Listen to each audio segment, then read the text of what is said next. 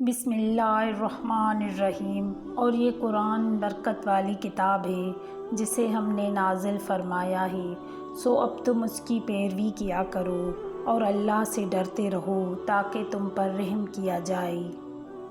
اے میرے رب، میں اس بات سے تیری پناہ چاہتی ہوں کہ تجھ سے وہ سوال کروں جس کا مجھے کچھ علم نہ ہو، اور اگر مجھے تو نہ بخشے گا، مجھ پہ رحم نہ فرمائے گا تو میں نقصان اٹھانے والوں میں ہو جاؤں گی۔ ہم قرآن کیوں پڑھتے ہیں؟ تاکہ ہم اللہ کے بندے بن سکیں اور اللہ کا فرمانبردار بن سکیں اور سلامت رہ سکیں۔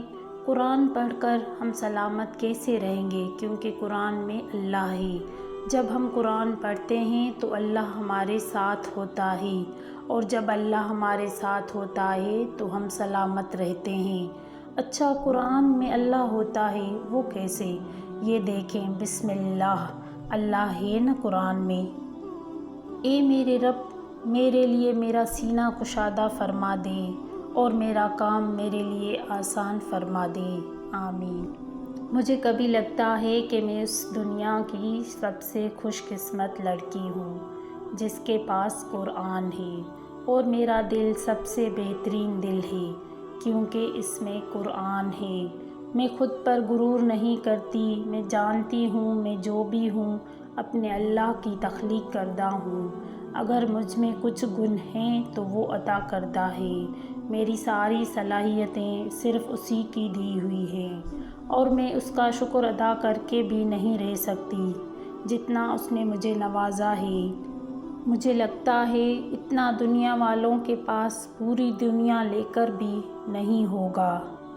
تم ہرگز نیکی کو نہیں پہنچ سکو گے جب تک تم اللہ کی راہ میں اپنے محبوب چیزوں میں سے خرچ نہ کرو، اور اللہ پر بھروسہ رکھیے، اور اللہ ہی کارساز کافی ہے۔ اور جو شخص اللہ کے دین کو مضبوط پکڑ لیتا ہے تو اسے ضرور سیدھی راہ کی طرف ہدایت کی جاتی ہے۔ نرمی کے ساتھ گفتگو کرنا اور درگزر کرنا اس صدقے سے کہیں بہتر ہے جس کے بعد دل آزاری ہو۔ اے پروردگار، التجا ہے تیری بارگاہ میں، ہمیں، ہمارے والدین اور ہماری اولاد کو اپنے کامل ایمان بندوں میں شامل فرما، آمین۔ اے ہمارے رب، ہمارے گناہ بخش دے اور ہمارے کام میں ہم سے ہونے والی زیادتیوں سے درگزر فرما، اور ہمیں اپنی راہ میں ثابت قدم رکھ، اور ہمیں کافروں پر غلبہ عطا فرما۔ بے شک اللہ اور اس کے فرشتے نبی پر درود بھیجتے ہیں۔ اے ایمان والو، ان پر درود اور خوب سلام بھیجو۔ آپ کو کیا لگتا ہے آپ کے مرنے کے بعد آپ کے رشتہ دار، آپ کے دوست، آپ کی اولاد، آپ کے بہن بھائی قرآن پڑھ پڑھ کے آپ کو بخشیں گے؟ یہ افراتفری کا دور ہے، یہاں لوگ زندہ کو بھول بیٹھے ہیں، مرنے کے بعد کون یاد رکھے گا؟